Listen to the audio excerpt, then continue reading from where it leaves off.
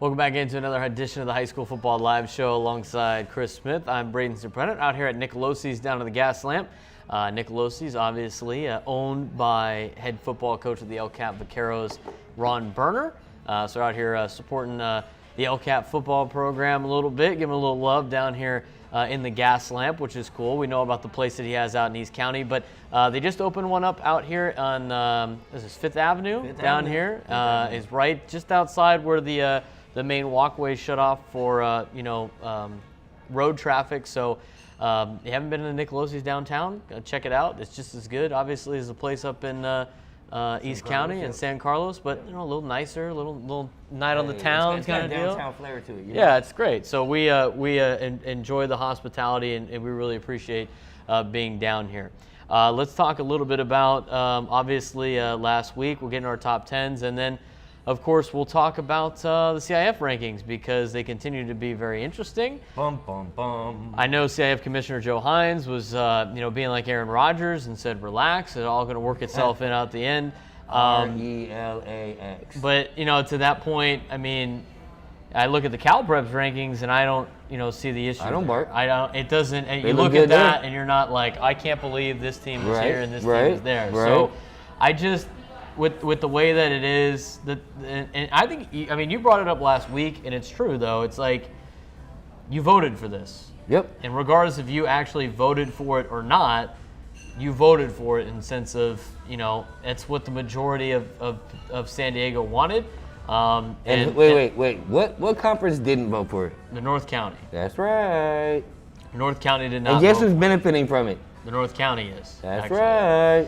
So it's as much as people want to blame, well, it's the North County. It's not. I mean, everybody had the opportunity to vote no on this, so it is what it is at this point in time.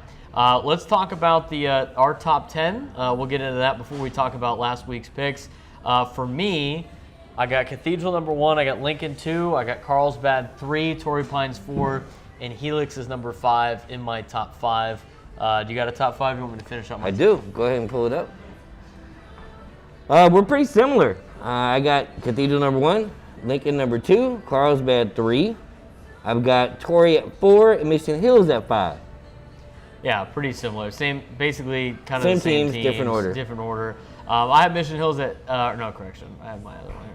I got Mission Hills at 6. I got Mater Dei 7, Madison 8, El Camino 9, and Mount Carmel 10. I mean, to be honest, we've been talking about it the last couple of weeks about how difficult it is to fill out, maybe past number 4 in the top 10. And with that, the way that Mount Carmel is playing football right now, I think they had a big statement win against Rancho Buena Vista, a team that had a really good record going into that game. Drew Wesling's doing an outstanding job at Mount Carmel. And, can they be a player in D3? Well, they're going to have to go through El Cap. Wait till we get to the seedings. And they're going to have to get through a team like Mater Dei. But I think it's a good story the way Drew Westling has turned that program around. And, Mount Carmel off to a really hot start here in 2021. 100% agree with you. So I'll finish out my top 10. At number 6, I got Helix. Number 7, I got Eastlake. Number 8, I got Mater Dei. Number 9, I got Scripps Ranch. Number 10, I got El Camino. On the bubble for me right now are Mount Carmel, Oceanside, and Granite Hills. I think those teams are on the bubble for me too. I mean, obviously, Granite Hills, they've played a more difficult schedule in 2021. They're one of those teams. They're like a sense of they're like a Steel Canyon, where they're not necessarily the best team in the county, but they're good enough where a lot of teams are not going to want to play them down the stretch. But I will say this: I mean, we're going to get to the obviously the CIF rankings in just a second, but when you start looking at breaking it down, it's like there's one specific team that all teams should schedule, and I'll talk about that in just a second. Let's recap last week as I finally got Max Preps to load as we go through some of the games that we talked about last week. Mira Mesa, big win at home. The honored Coach Thompson, obviously, they beat Grossmont 13-7, and with every Grossmont loss that I see, I go, how did that team beat El Camino? Yeah, I agree with you. Good program win from Mira Mesa. Grossmont, beginning of the season, I said, hey, they could be a sleeper. They're just really inconsistent. Right. La Jolla beats Christian 35-7. Remember, we were looking for another win for La Jolla. They do it in a dominating fashion against the Christian Patriots. Speaking of dominance, Lincoln kills Otay Ranch 52-0 last week, and a nice cruise win for Lincoln before they start league play against St. Augustine this week. Let's keep going down the list. Oceanside hammers Olympian 49-0. Mount Carmel, like we mentioned, not only did they beat Rancho Buena Vista, they beat them down. 42-0. I know it's a D3 versus a D4, but still. Madison beat down Morse 46-8. And with that win and the way that their record is right now, Madison sits in the final spot in the open playoffs if the season ended today. Wait a minute. That got updated within the last 24 hours. So when we get down to our rankings, How did they update it again. They updated And it again. Madison is no longer sitting in the 4th spot. They're We'll get to. Oh my God. Well, I mean, I'm not going to sit there and say that Madison deserves to be in the 4th spot yet. They got a good record, but I mean, the way it is, I mean, the top 4 teams for me are definitely Cathedral, definitely Lincoln, definitely Carlsbad, and then that last team I think would be Torrey Pines. And I think if you look at Cal Preps, that's the way it is. But I just saw the updated rankings there, and it's not Torrey, and it's not Madison, and it's somebody else. Yep. And who else is not in the top 4 is Lincoln. And who did I tell you was going to be the team to beat up there in North County? You What I said said Mission was Hills the would be sleeper a would team be to that beat. team, right? Yeah. Well, I'm gonna When we get to that. we'll in a get to second. that. I mean, All that's just kind of ridiculous. going back to the scoreboard, there is a couple games on here. San Diego, wow, 76-0 against Kearney. Did you see that coming? No. Did you see Kearney giving up 70-plus points back-to-back weeks? No. They gave up 78 to Coronado and 76 to San Diego. Somebody needs to call the dogs off. Or get a defense. Learn to tackle. I don't know. Well, Play some defense. see, there's a couple things on that with, like, when it comes to the calling the dogs off, because you don't get I any saw in more the points coaches. for- Well, I saw in the coaches' corner, people were complaining, like, well, San Diego High ran it up, and I'm like, they don't have enough kids. I don't know. You put 76 on the board, you got enough kids. How many players does San Diego High have? I can't. I don't know. I don't know their roster size. It's not very. It can't be a lot. You gotta have at least 20 to put up 76. So 20. So they only have 20 kids. Like 11 are already starting. If you put in the other 11, you know, which there I aren't heard three. any, I heard one kid had 2 punt returns and a kick return. what do you want them to do? Just take a knee? Well, I mean, I don't know. Well, I mean Run out of bounds. that's the thing. So it's like, you know, as much as you can, you know, run it between the tackles and not throw passes and all this other sort of stuff, at the end of the day, I mean, the other team still has to try to make a tackle, right? And I'm not blaming it on Kearney, but Are you saying 2 they weeks just in a can't row- tackle? You know what? You know who can't tackle? The majority of San Diego right now can't tackle. Ooh, It's bad. ouch. That is true. I mean, but am I There's a lot lying? of poor tackling. I watch the PPR every Friday. Yep. And every Friday I can count Missed tackle.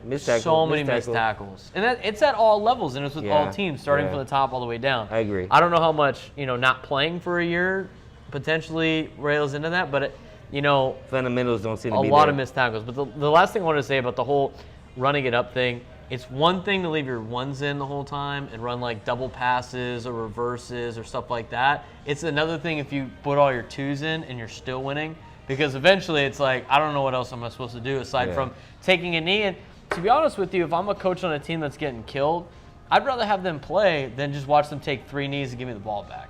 True. You know, what's True. more of an ego hit at that True. point? It's like, well, they don't even want to play anymore. True. To that point. You owe Calvin and I dinner, or you owe Calvin dinner and me a bourbon or whatever, because Helix covered the 60-something point spread. That's fair. That All game right. was like 21-7 in the first quarter. Like, maybe? And then Yeah. Servite runs a hook and ladder with like 20 seconds left before halftime to go up 42-7. That's kind of ridiculous. But that's the downside. The positive side is Helix shut him out in the second half. There you go. So it is what it is. Those are kind of the big scores that we wanted to mention last week. Oh, West Hills, 49. West Hills undefeated. West Hills is a sleeper team. Modern day killing St. Augustine. Was that expected? Wow. What do you say? I mean, All right, I guess I have to say it. I don't want to say it, but I guess I have to say it, huh? Uh-oh. What are you going to say? Party in the end zone. They partied in the end zone 5 times. Yeah. Uh, Relay Batope, party in the end zone. Party in the end zone. All right, we gave each our top 10s. Let's talk a little bit about the new rankings As of today. As of today. What changed? That Well, team I right know, there. but like, why did it change? They didn't have the correct win-loss record in for a couple teams. I did notice that when I was going through it. Yeah. But I think San Diego's got a thing where the head coaches have to put it in, correct? That is correct. So, I mean, anybody wants to get mad at CIF for that, and I'm always trying to hold CIF to a high standard here, but it's out of their hands the way that they put their system in. So I'll take a look at that. But starting in Division I, Cathedral, Carlsbad, Torrey, Mission Hills. Yep. In Which the top I don't 4. understand. Mission Hills goes head-to-head with Lincoln. Right. Lincoln destroys Mission Hills, but yet they're still ahead of them by not 1 spot, but 2 spots. How does that happen? I can tell you how that happens. It's all based on the record of the teams, and that's how many points you get when you play those teams. So and the other thing too that also affects it is the division that you play. Going through it. And now I don't agree with any of this. I don't agree with any of the rankings. I don't agree with any of the anything that the By the way, CI for the power record, rankings are. when you saw my tweet come out that lit Twitter on fire and everybody thought I'm just saying Lincoln's not going to make it, if you understand, we didn't create these rankings. No, it's just the math. It's the math. We took where you are, who you play, what the records of teams are, and we give you a mathematical algorithm of can they actually make the playoffs. The answer was no. It's very, very slim. Very, I did go very, through very it. slim. I started finding avenues for Lincoln to make the open division playoffs, but again, They're going to need help. They need here's one that they definitely need. They need Steel Canyon. They need Steel Canyon to win a couple Grossmont League games. Not only that, but they also need help from Monte Vista. They need Monte Vista to win 4 games. 2. I thought it was No, 4. it's 3. They got to win 3. Okay. They got to win 3 games. They'll get a boost. But they'll get 1 point, but that's how's they'll, they going to help get, the overall they'll get an average? extra 2 points added to their average and factored in. There's a couple other things too that hurt Lincoln. If Lincoln beats Cathedral, all of a sudden Cathedral's record drops down to a potential max of 7-3, which is not as good as if they are. That's tier 2 8-2. in that system. So they get a tier 2. Yep. So Lincoln beating Cathedral Doesn't is help less them. points than them beating Mission Hills. That's which crazy. makes 0 sense. The other thing too, it's like so you look at. Hey, wait a minute. What are the points Lincoln gets if they lose to Cathedral? 44. And if they win, it's 46? Yes. That's crazy. That's dumb. Yeah, I agree. So why play the game? Right. It's a good point. Why even If play you're the not game? going to make the open, why play the game? If you got, if you only get 44 points. If you're let me ask you this. You're the head coach at Lincoln. You're looking at the numbers now. You realize that you can't get into the open. The last game of the season is Cathedral. If this were the NFL, we'd see starters sitting that game.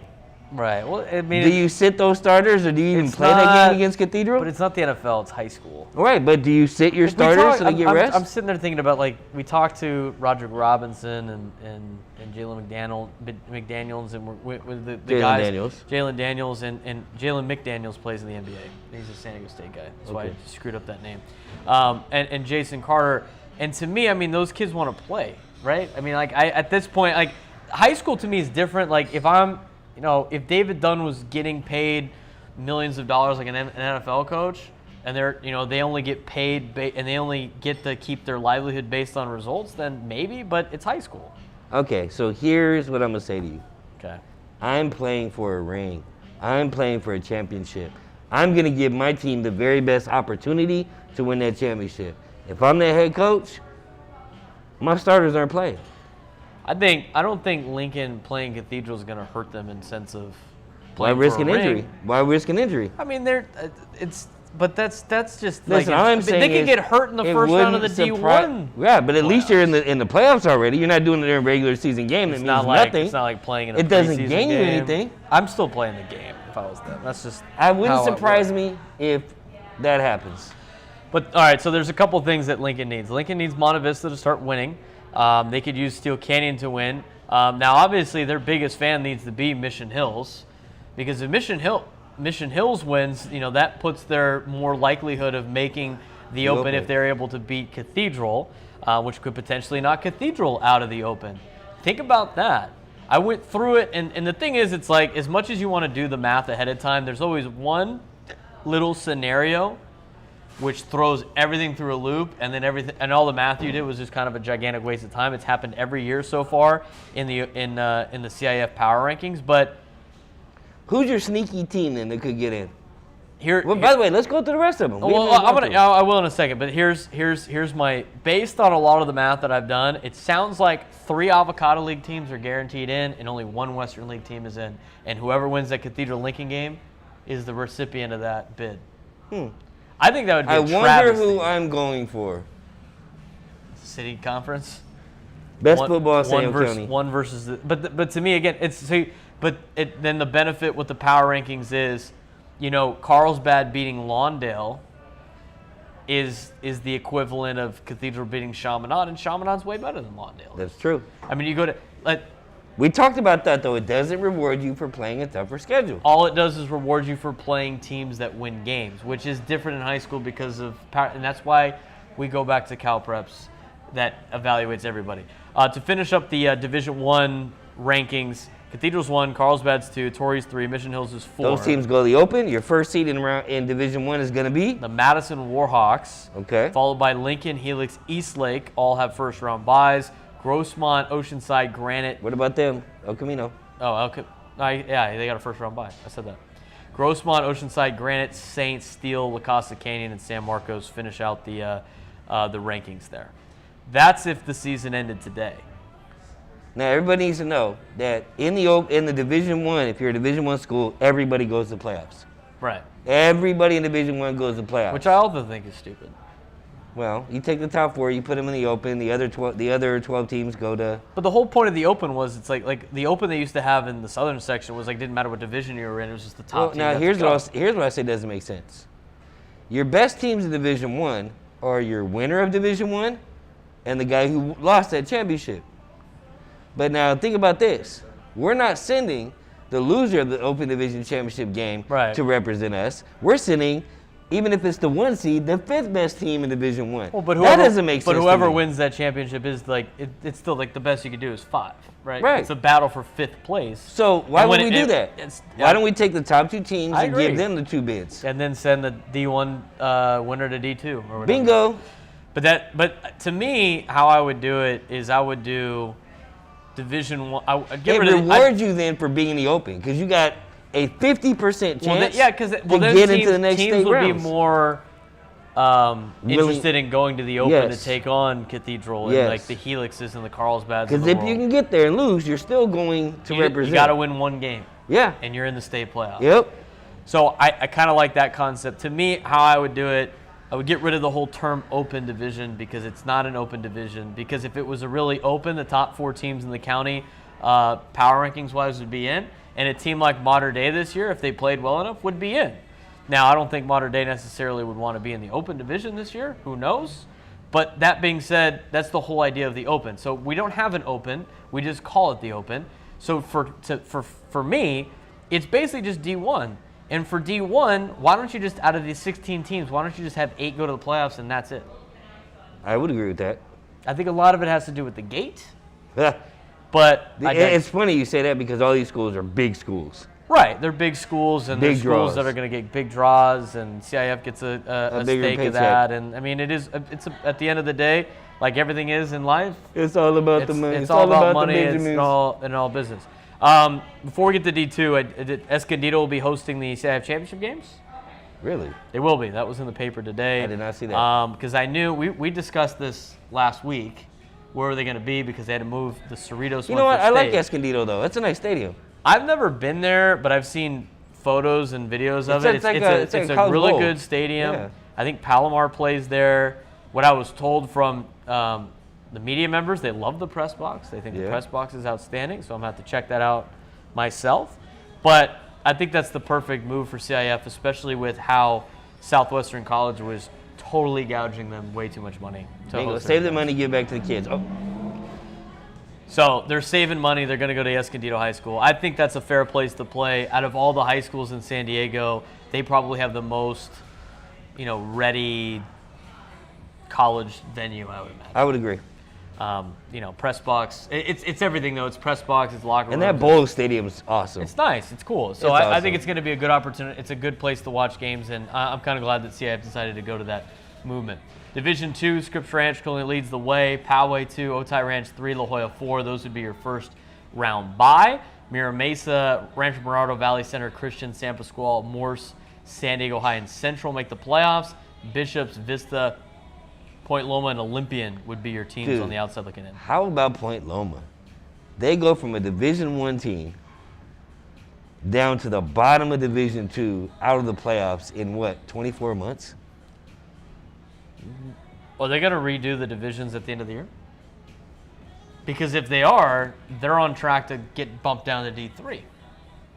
I've never seen a team. Back to the original spot that they were during enrollment days. That's insane. I've never seen a team drop that fast, that quick. Yeah, they've plummeted.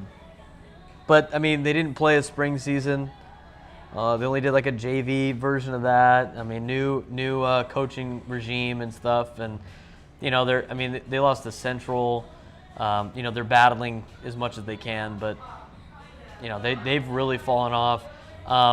Olympian's kind of fallen off too. I mean, back when I was in high school, Olympian was pretty decent. They've had their struggles as of late. And, how about Scripps Ranch? I mean, they're doing exceptionally well in Division 2, and, they keep playing any better. They might swap places with San Marcos and have to go D1.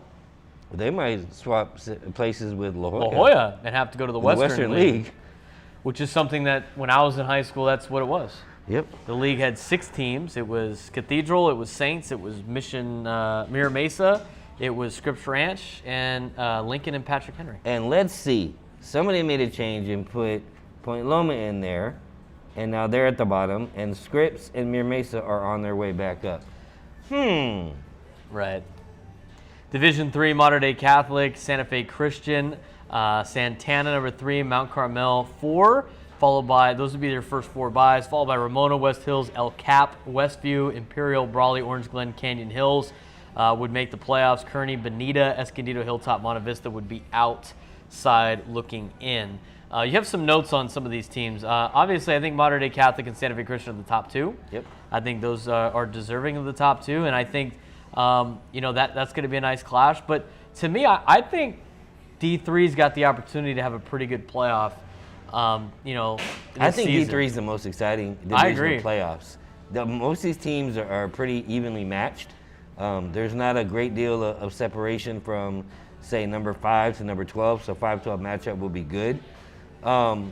There's a lot of parity in these teams. They do the same things, they run the same offenses. Obviously, 1 and 2 are far and above everybody else in that division. They should probably maybe even be Division 2 teams, not Division 3. It is what it is, but I think once you get past 3, it gets really, really interesting. At this point, my dad asks me the same question all the time, and he says, I can't, how is Mater Dei down in D, how have they stuck in D3 with this turnaround that they've had? And I don't know how, I can't imagine them being in D3 for much longer. In fact, when CIF does like that power ranking thing to do like the divisions, I wouldn't be surprised if they're like top 2 or 3 in D2 for next season, which means another year of success. They might be up in D1 pretty quickly here. But that one's intriguing to me, the whole potential matchup of Mater Dei Catholic and Santa Fe Christian. I think both teams are very dynamic. They move the ball very well. They score a lot of points.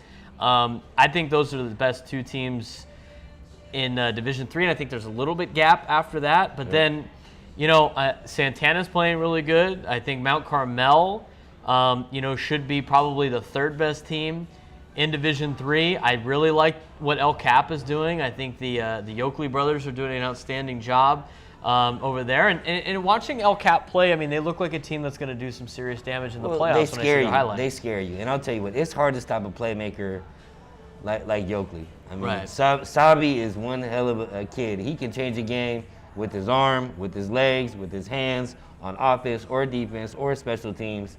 That kid's a wild card. To me, El Cap is the scary team in that entire D3. They're not the biggest, fastest, strongest guys out there, but they could hit you in the mouth, and before you know it, you look up a scoreboard, it's 21-0. We like to call that a dark horse. Yeah. It might be a dark horse, but even West Hills. West Hills is undefeated that Tony Burner Memorial Trophy game is going to be fun to watch. Yeah. It's going to be a good one between El Cap and West Hills. And, Ron Burner's not going to want to lose that game, obviously. So West Hills El Cap, I think, is going to be a good matchup. I mean, that might be a rematch in the postseason because they're going to have to play each other here in the regular season. I think Santana.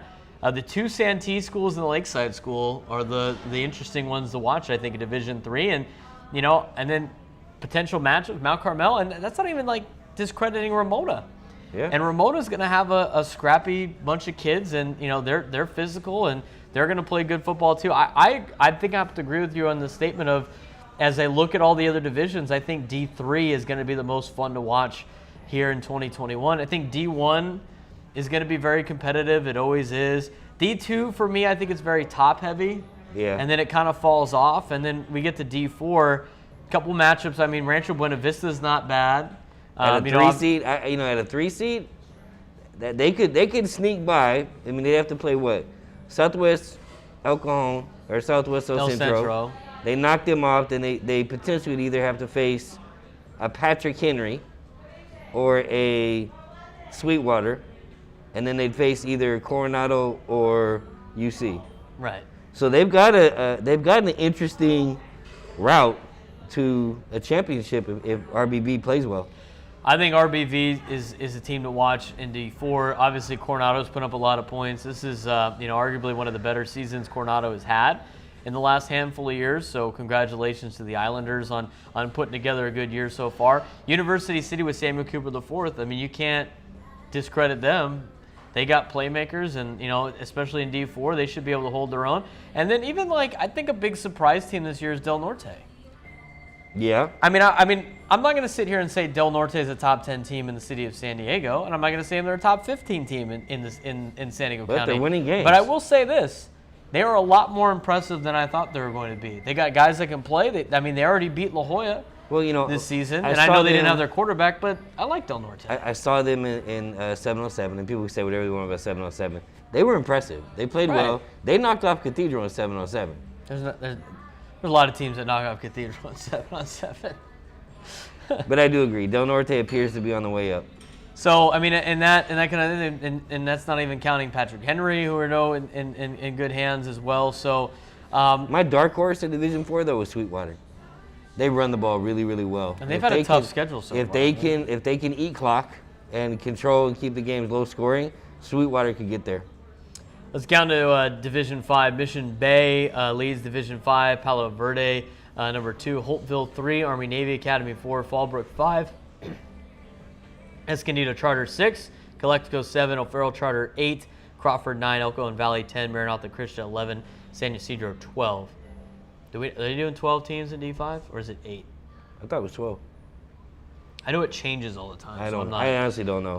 I can't keep track. At this point, let's assume it's 12. Foothills Christian, Tri-City Christian, Mountain Empire, Calipatria, Hoover, and Claremont would not make the postseason. Anything in D5 you want to talk about? Absolutely. I think Mission Bay is the clear favorite to win the D5 title. Klaus Osborne is making a run for. I mean, shit, that kid's even being considered for the Silver Pigskin trophy, and he's playing D5. I mean, he's going out there playing D3 teams, and they're not rolling over for nobody. I think he's a playmaker. I think they got some really good playmakers over there. This is the head coach's second season over there, and he's doing a great job with that program. He's really turned it around.